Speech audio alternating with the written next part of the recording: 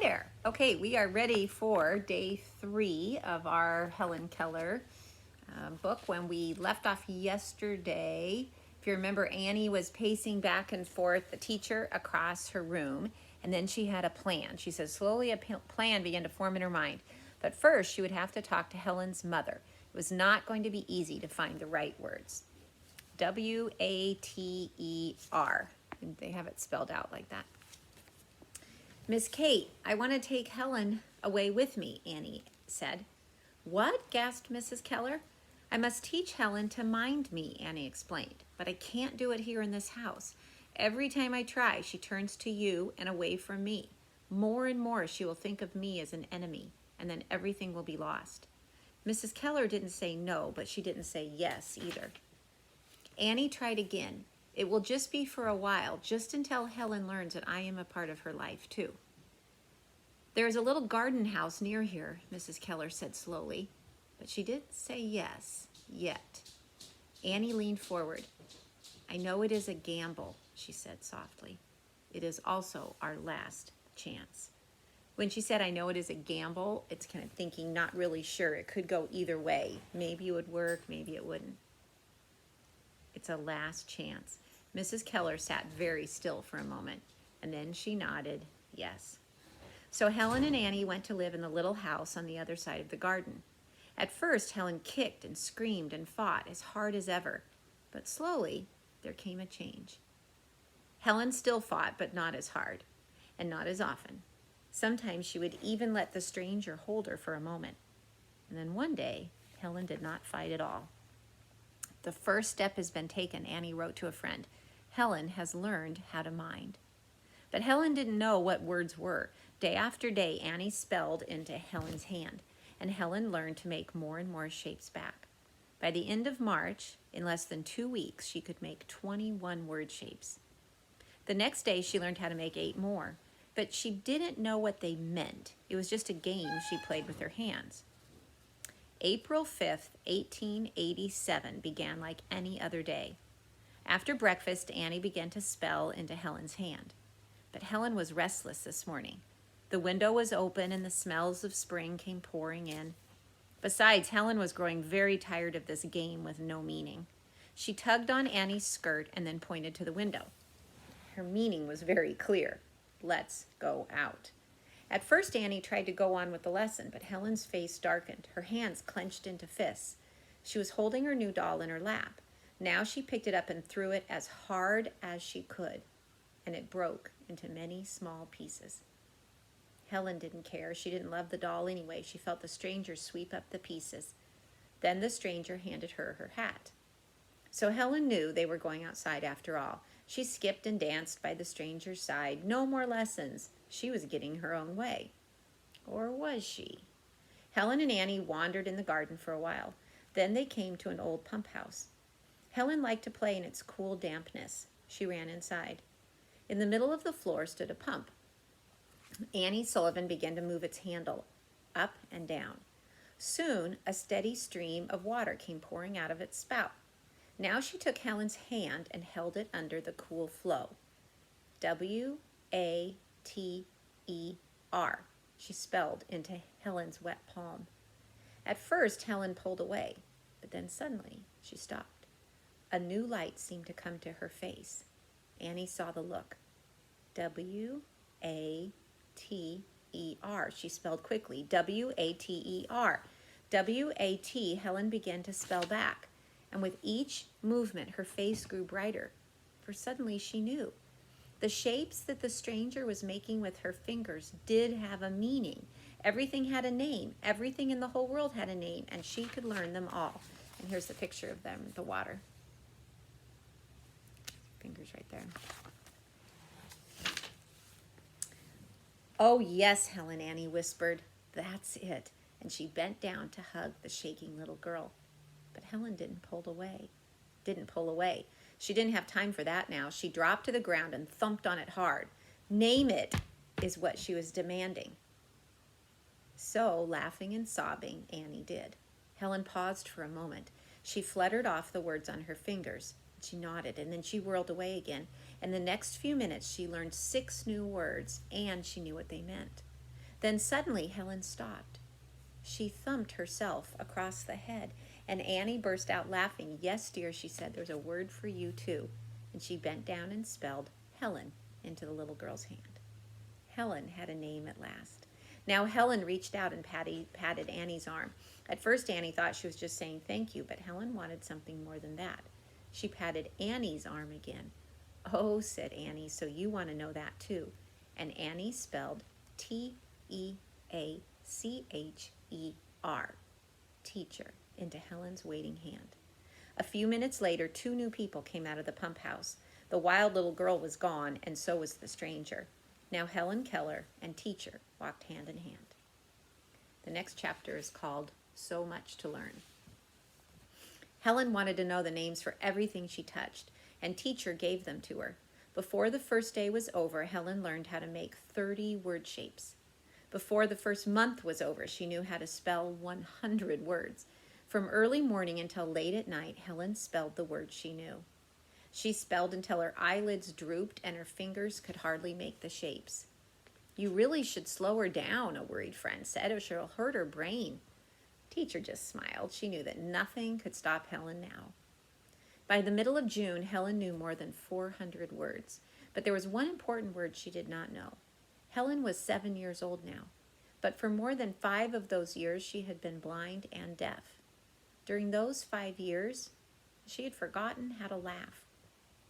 One day, Teacher came bursting into Helen's room. She was laughing as hard as she could. She grabbed Helen's hand and held it to her upturned lips. Laugh, she spelled into Helen's hand. Teacher picked Helen up and swung her around. They hopped, they skipped, they jumped around the room. Helen didn't know it, but Teacher was leading her through the motions of happiness. And all the while, she spelled Laugh, laugh. Now Teacher began to tickle Helen. Suddenly, Helen smiled. Her smile grew wider. A chuckle escaped. Finally, with a great whoop, she began to laugh. Helen's mother and father had heard the noise coming from her room. They had come to the door to watch. Mrs. Keller leaned her head against her husband's shoulder. "Oh, Arthur," she whispered, "Helen's laughing. I never thought I'd hear that sound again." Soon Helen was ready to take her next big step forward. It was time, Teacher said, for her to learn how to read. Teacher got out a big card. On the card were printed the 26 letters of the alphabet. Each letter stood up from the background so you could feel it. This was how the blind had to learn to read, with their hands. Do you remember that in the Lewis Braille book where they first had raised letter writing and how it took so much space on the book and it was very difficult to remember, or some letters were hard?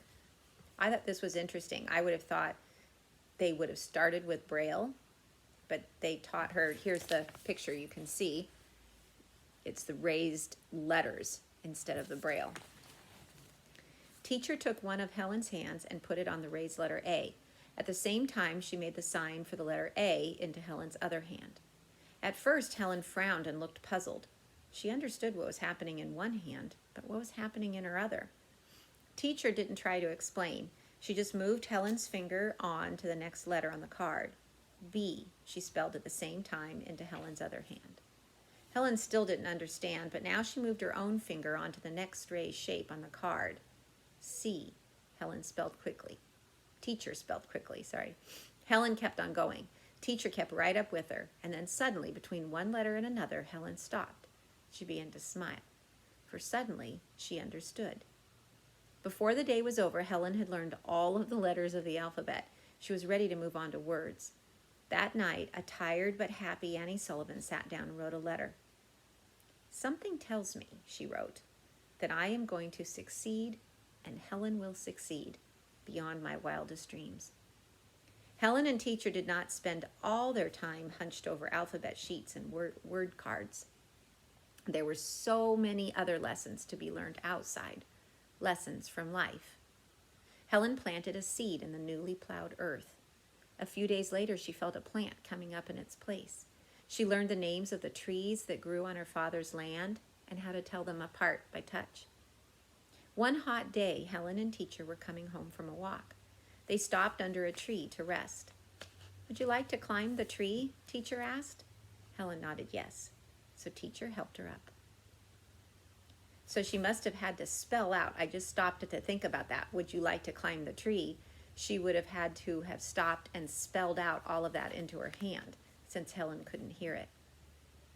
Then teacher had another idea. It's so cool here, she spelled. Why don't we eat lunch up in the tree? I'll go back to the house and make some sandwiches. Will you wait for me here? Helen nodded happily. She thought it was fun to wait up in the tree. But suddenly, a change came over the day.